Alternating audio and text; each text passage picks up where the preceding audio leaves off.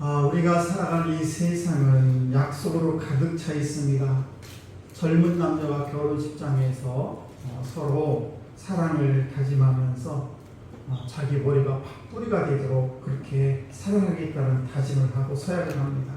또 우리가 비즈니스를 할 때도 서로 계약을 쓰면서 이것을 우리는 약속을 지킬 것입니다 라고 하면서 또 그렇게 계약서를 쓰기도 합니다.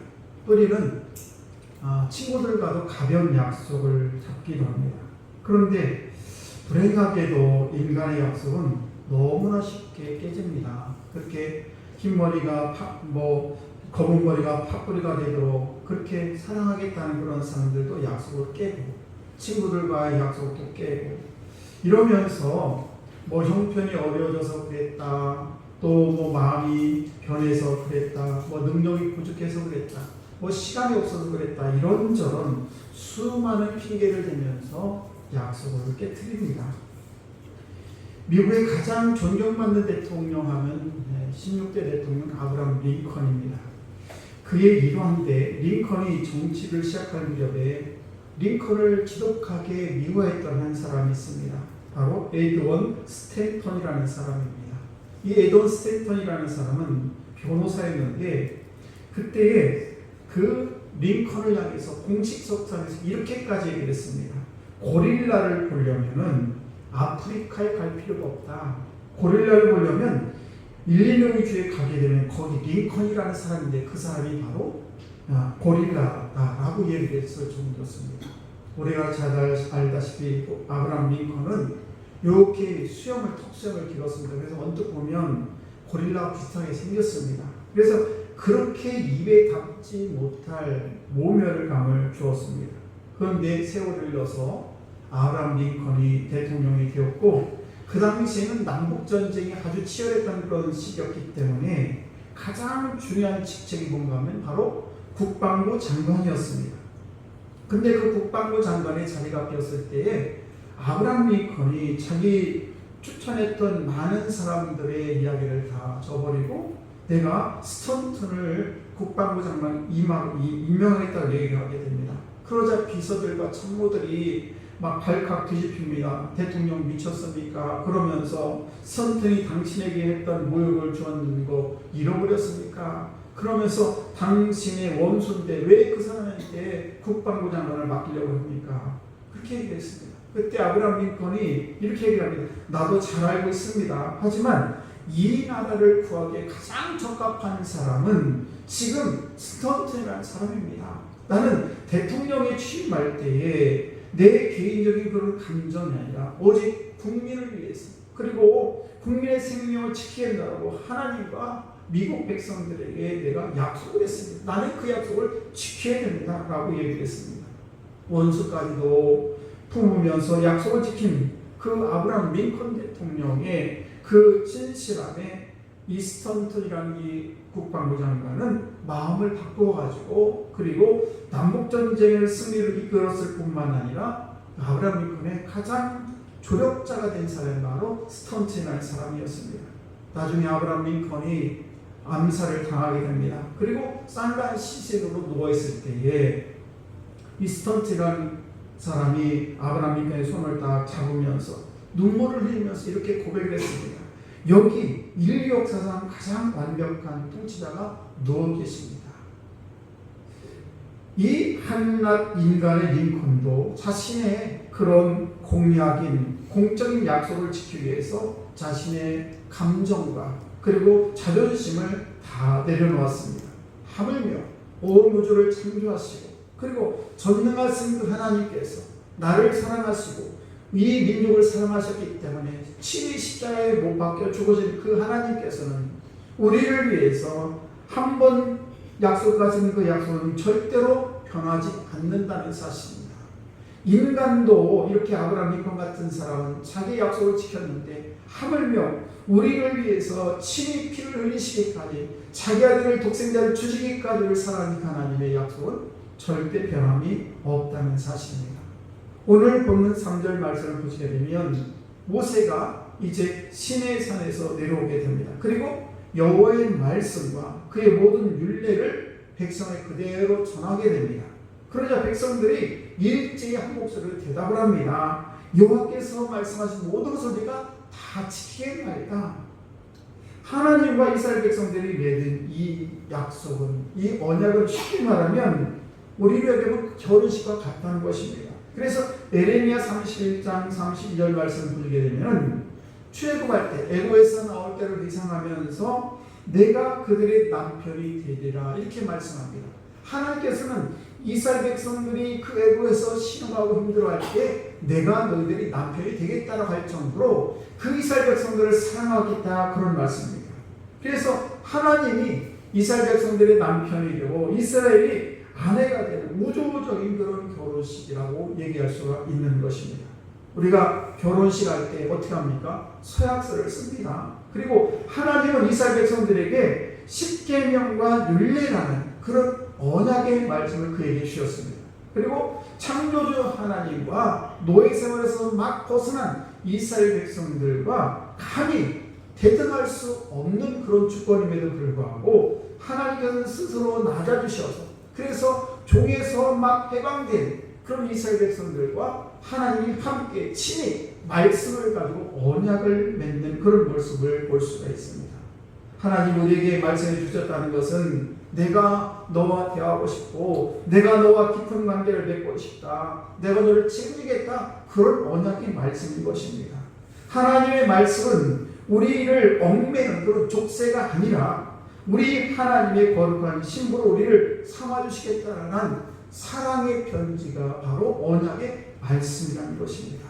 사랑하는 성도 여러분, 하나님은 지금도 우리에게 말씀으로 찾아오실 때가 너무 많습니다. 매일 선포되는 이 주일에 선포되는 하나님의 말씀, 강단의 말씀, 그리고 매일 우리가 말씀을 읽고 성경을 펼쳐질 때 그 말씀을 통해서 너는 내 사랑하는 자녀요, 너는 내 백성이다라고 계속해서 우리에게 언약의 말씀을 오늘도 여전히 하고 계신다는 사실이에요. 그래서 우리는 이 언약의 말씀을 붙들고 주님의 음성에 고개를 끄덕하면서 순종함으로 나아가는 우리 성도 여러분 되기를 주의 이름으로 축복합니다.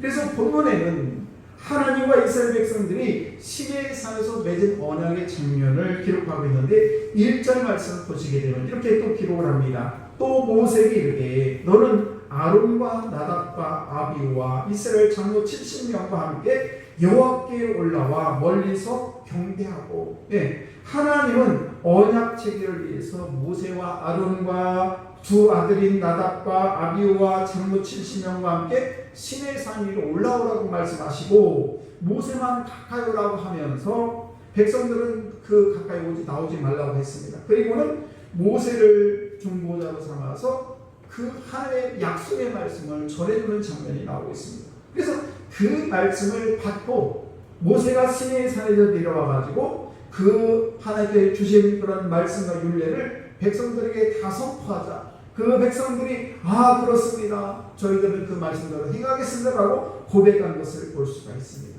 그리고는 산 아래 내려와서 제단을 쌓고 그리고 이스라엘의 12지파대로 12기둥을 다 세운 다음에 그리고 구두 맹세로 거기서 끝나는 것이 아니라 이렇게 확실한 언약을 세우기 위해서 기둥을 세우는 모습을 볼 수가 있습니다.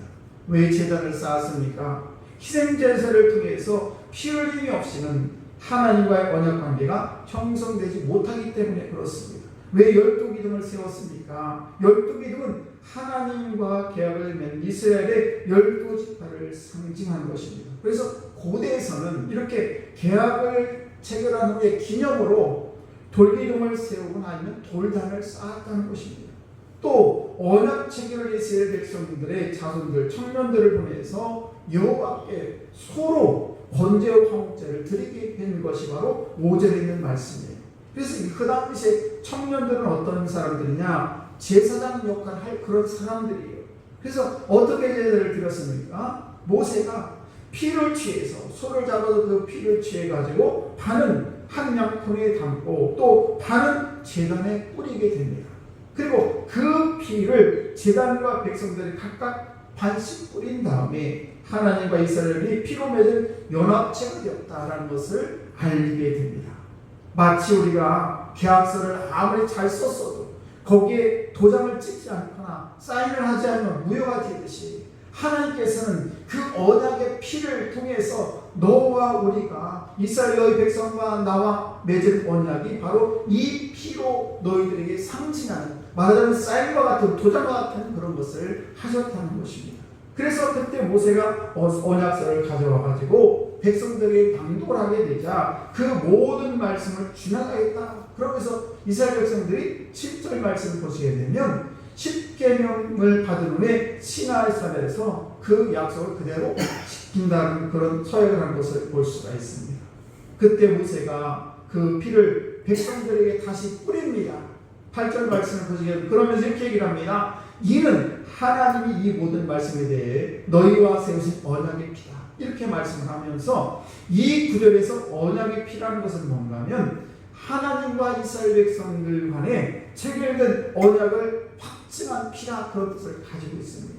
그러니까 이스라엘 너희와 나와 언약을 맺는데 이 피가 확증하게 뿌리면서 마치 도장을 쾅 찍듯이 하나님과 이스라엘 백성들과의 언약을 맺는 그런 모습을 보여주고 있습니다.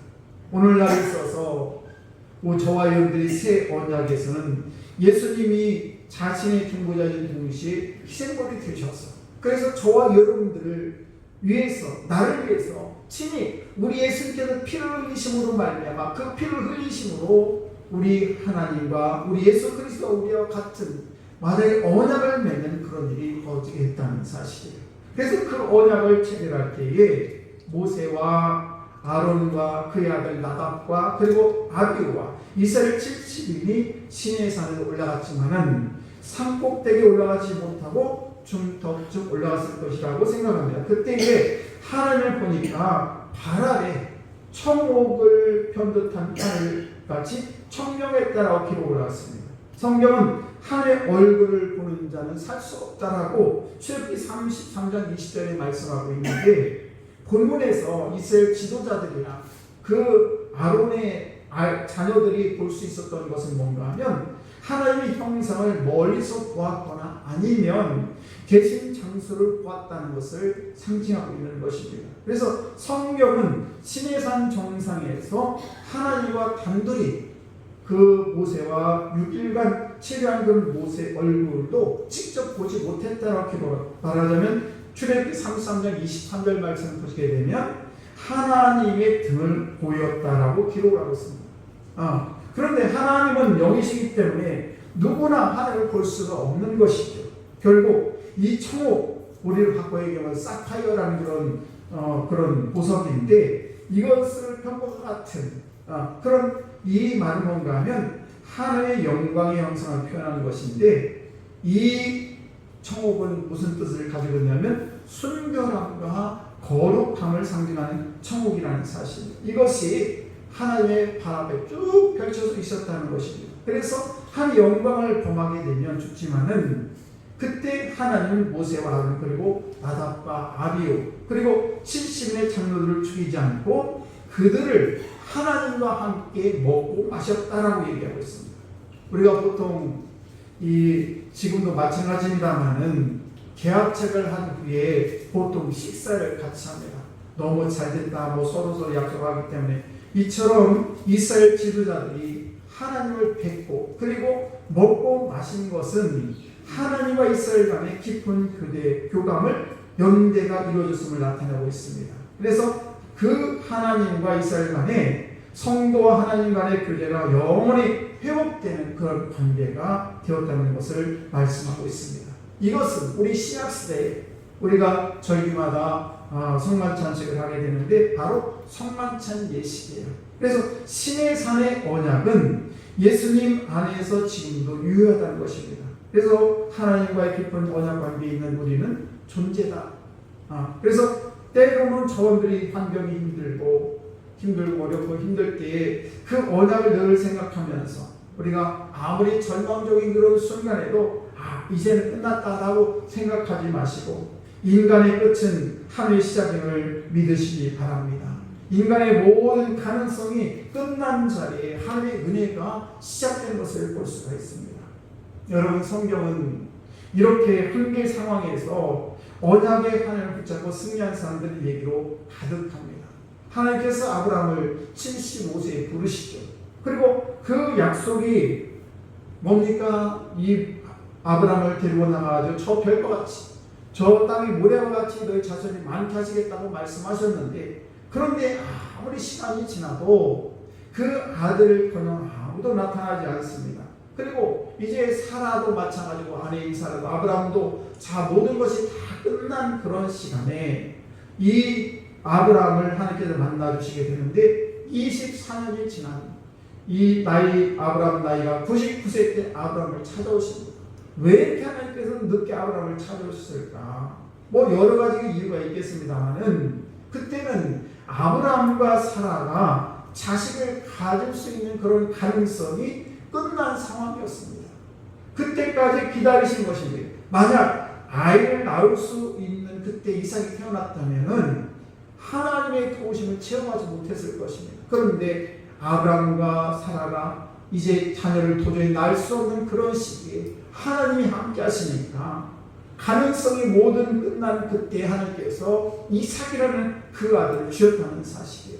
그처럼 하나님께서는 우리 인간이 가능성이 다 끝날 때, 나 모든 것을 포기했을 때, 하나님께서는 우리를 버려두신 것이 아니라 우리를 찾아오셔서 하나님의 우리를 통해서 하나님의 역사를 이뤄가신다는 사실이에요.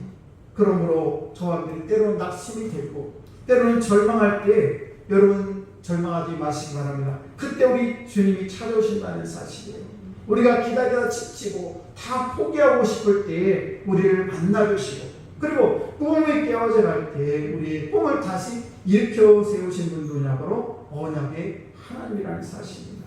그래서 인간의 끝은 하나님의 새로운 시작이 되는 것이고, 인간의 위기는 하나님의 기회가 되는 것이고, 인간이 막다른 골목을 우리가 배회할 때, 그때 우리는 하나님이 함께 하심으로 말미암아 신적인, 말하자면 새로운 통로가 열리게 된다는 것입니다. 그래서 우리 이 세상을 살아갈 때 내 자신의 눈으로, 내 시각으로 세상을 바라볼 것이 아니라 하나님의 시각으로 세상을 바라보시기 바랍니다. 그 언약의 하나님은 여전히 우리를 바라보고 계시고, 우리가 절망하고 넘어질 때 그때 우리를 일으켜 세우신 분이 누구냐? 바로 전능하신 하나님이십니다. 여러분, 다윗은 이렇게 고백을 합니다. 여호와는 나의 목자시니 내가 부족함이 없으리라. 이것이 언약의 신앙이라는 사실이에요. 아브라함으로 바뀌게 됩니다. 아브라함이라는 뜻은 큰아버지라는 뜻인데, 아브라함이라는 것은 열국의 아버지라는 이름으로 바꾸게 됩니다. 그리고 인생의 목표와 비전과 사명과 본질이 완전히 달라지는, 그래서 이 세상의 가치관이 아닌 하늘나라의 가치관으로 살게 된 것을 알 수가 있습니다. 여러분, 사울은 바울로 이름이 바뀌게 되죠. 그리고 시몬은 베드로 이름을 바뀌게 됩니다. 그처럼 예수를 믿고 이름과 존재가 달라져야 되는 줄로 믿습니다. 여러분, 우리가 하나님을 믿는다고 하면서 아직 달라진 것이 별로 없다면 언약의 하나님을 새롭게 만나시기 바랍니다. 그러면 우리 본질이 달라질 것이고, 꿈과 언어도 달라지고, 사명도 시각도 다 달라지게 됩니다. 그리고 우리가 인생을 바라보는 눈도 완전히 바뀌게 되는 것입니다. 우리가 언약의 하나님은 복이 자신에만 머물지 않냐고 세대 자손 대대로 우리가 이어져 갈 것을 약속합니다. 출애굽기 20장 6절 말씀을 보시게 되면, 저주는 3, 4대를 가지만은 그러나 은혜와 축복은 1000대를 가져야겠다라고 말씀하고 있습니다. 그러므로 저와 여러분들이 내 자신이 한 개만 바라보면서 모든 것이 끝났다 이렇게 생각하지 마시기 바랍니다. 사람은 포기해도 하나님은 절대 우리를 포기하지 않으십니다. 왜? 전능하신 분이기 때문에 그렇다는 사실입니다. 그러므로 우리 모든 것이 끝난 것 같아도 그때가 바로 새롭게 시작될 것입니다. 오늘 이곳에 오실 때 막다른 골목에서 갈 길이 잘 보이지 않아서 그래서 찾아온 분이 계십니까? 내가 꿈꾸고 있던, 그리고 바라던 모든 것들이 다 무너지고 내가 상처, 아픔만 갖고 온 분이 계십니까? 커다란 일을 계획을 했지만 자신의 힘과 능력으로 도저히 감당할 수 없는 쩔쩔매는 분이 계시다면 오늘도 언약의 하나님을 기억하시기 바랍니다. 그때 새로운 우리의 인생이 펼쳐질 줄로 믿습니다. 사랑하는 성도 여러분, 모든 것이 끝났다고 생각할 때 새롭게 시작할 때입니다. 자신을 포기해도 하나님은 절대 우리를 포기하지 않는다는 사실이에요. 그래서 언약의 하나님인 것입니다. 그 언약의 하나님을 새롭게 생각하시고 느끼시고 만나고 체험하시기를 축복합니다. 그러면 우리의 신분과 존재가 완전히 달라진다는 사실이에요. 좁은 울타리에 살지 아니하고 아브라함처럼 복의 근원이 될 것이고, 그리고 항상 언약의 하나님을 통해서 하나님의 그 크신 능력을 날마다 체험하는 우리 성도들이 될 줄로 믿습니다. 그래서 우리 언약의 하나님은 우리를 영광스러운 교회의 자리로 초대하시는데, 오늘 본문 9절의 11절 말씀을 보시게 되면 언약이 끝난 후에 놀라운 광경이 펼쳐지게 됩니다. 아론과 모세와 나답과 아비후와 이스라엘 장로 70인이 시내산에 올라가서 그곳에 하늘을 직접 뵙고, 그리고 10절 말씀을 보니까 거기서 11절 말씀을 쭉 보시게 되면 하나님이 이스라엘 자손들의 존귀한 자들의 손을 대지 아니하셨고 그들은 하나님을 뵙고 먹고 마셨더라. 무슨 얘기입니까? 하나님을 믿는 우리 사랑하는 성도 여러분은 하나님께서 언약의 최종의 목적은 뭔가 하면 이스라엘과 하나님과 맺은 그 언약에 맺은 이유는 뭔가 하면 단지 법과 어떤 규칙을 주어가지고 마치 로봇처럼 살게 하는 것이 아니라 하나님의 영광스러운 임재 안에서 함께 먹고 마시고 사랑의 교제를 나누기 위해서 우리 하나님과 이스라엘 백성들이 언약을 맺었다는 사실이에요. 우리 사는 성도 여러분, 오늘도 저와 여러분이 주님 앞에 나와서 예배를 드립니다. 이 예배 드리는 것은 우리 하나님께 저를 초청하셔서 그 하나님의 언약과 규례를 지키라고 한 것이 아니라 그를 통해서 함께 마시고 함께 누리고 함께 사랑의 규례를 하기 위해서 오늘도 이 자리에 우리를 불러주신 줄로 믿습니다. 예배라는 것이 뭐냐? 우리는 예배를 드리는 이유가 바로 여기 있다는 것입니다. 예배는 어떤 딱딱한 종교의식이 아닙니다.